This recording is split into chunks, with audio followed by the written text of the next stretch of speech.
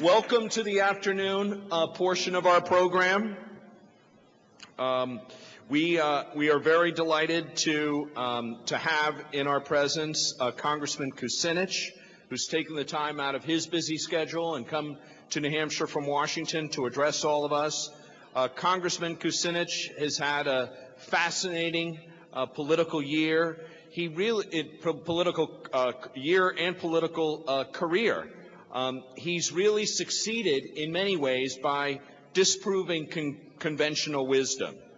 He's been in Congress since 1996. He's extremely popular in his own district in Ohio. He's been voted the chair of the Progressive Caucus because of his passionate commitment to peace, human rights, workers' rights, economic justice, and the environment. Congressman Kucinich, welcome to Granite State Independent Living Disability Forum. We're glad you're here with us today.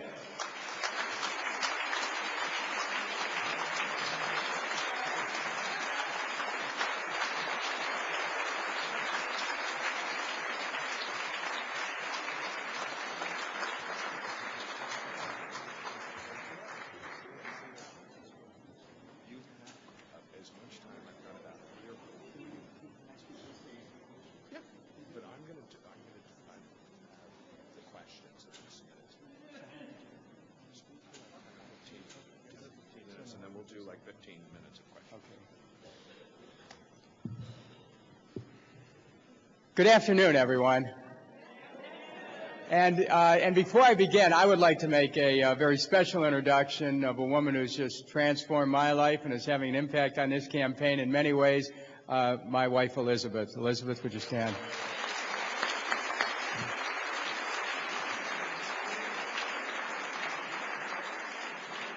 And to Ted Kennedy, thank you very much. Thank you for your own commitment to a lifetime of commitment to people who are differently abled. Because I look at it that way. I mean, any of us who come from a big family understand that there are people who are differently abled. They're not necessarily disabled because everyone can do something. And we need to have the kind of society that reaches forward and reaches out and is able to tap the abilities that everyone has. One of the things that I wanted to talk to you about today before we go to questions is the approach that I would take as President of the United States to health care that would impact so many of the communities represented in this room. And I want to explain a little bit about myself for a moment. I'm the oldest of 7. My own parents never owned a home. We moved around a lot when I was growing up because as renters, the more the family grew, the more difficult it became to find rent. So by the time I was 17 years old, we lived in 21 different places, including a couple cars. When you grow up in a big family under intense economic stresses all the time, it can have an effect on children. And so it's, not really a secret that there are some people in my family who have had some serious mental health issues. And because of when you have someone in your family who deals with that closely, you realize what all families go through in trying to make sure that someone in the family who needs mental health care gets it. We have a society that is largely indifferent to people who need help from many different kinds of disabilities.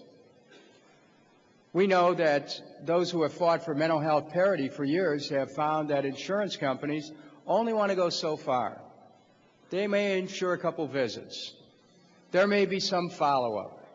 If you need a prescription, you're going to be in trouble because of the high cost of prescription drugs.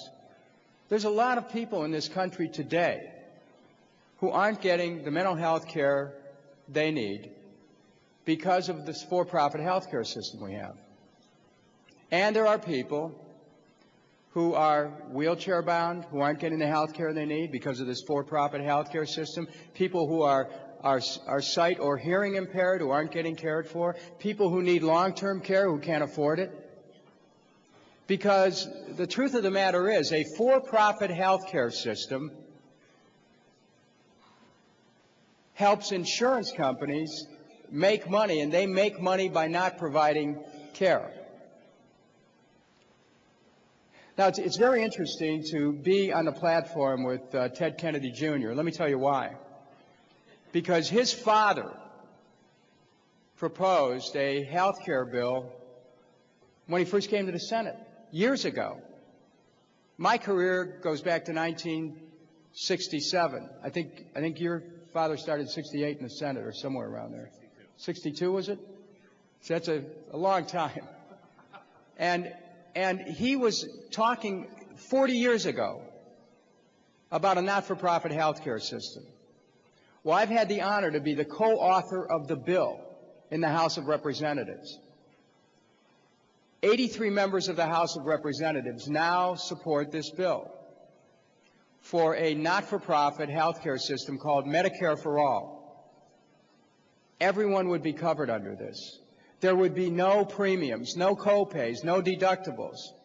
We would take the $700 billion a year, which currently goes for corporate profits, stock options, executive salaries, advertising, marketing, the cost of paperwork, 15 to 30% with the insurance companies. We would take that money and put it into care for people. And let me tell you what we would be able to cover.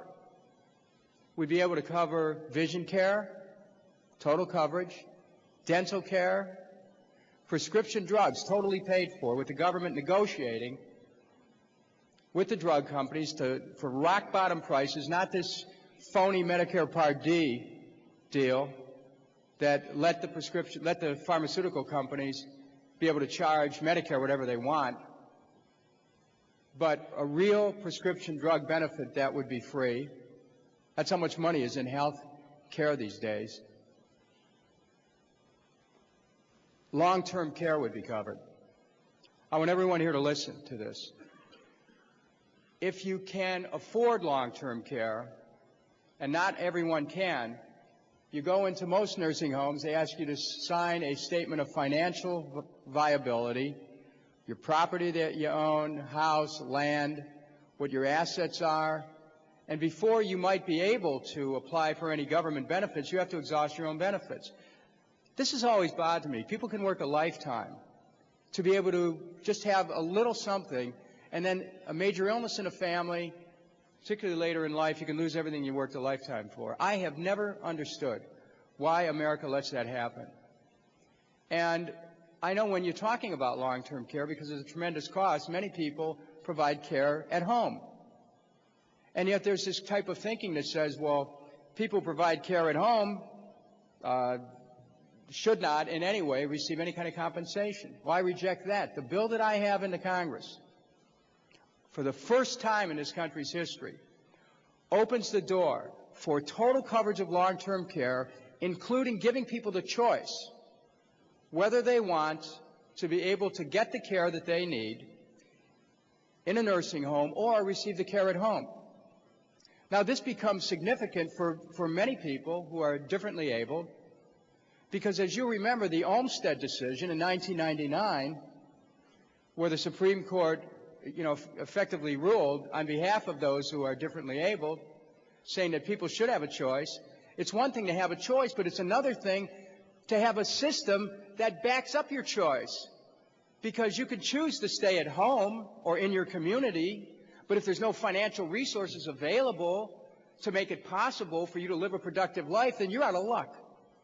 I'm talking about a system, a not-for-profit health care system that establishes health care for all Americans, whatever their health care status, whether they're perfectly healthy and they just need preventive care, or if they have a long-term disability, everyone's covered. There's no deselection, there's no screening. everyone's covered. There's no premiums, there's no co-pays, there's no deductibles. Everyone's covered. No one goes broke. No more bankruptcies because people can't afford to pay hospital or doctor bills. It's time in America that we established health care as a basic human right and made it affordable to everyone and lifted this country up.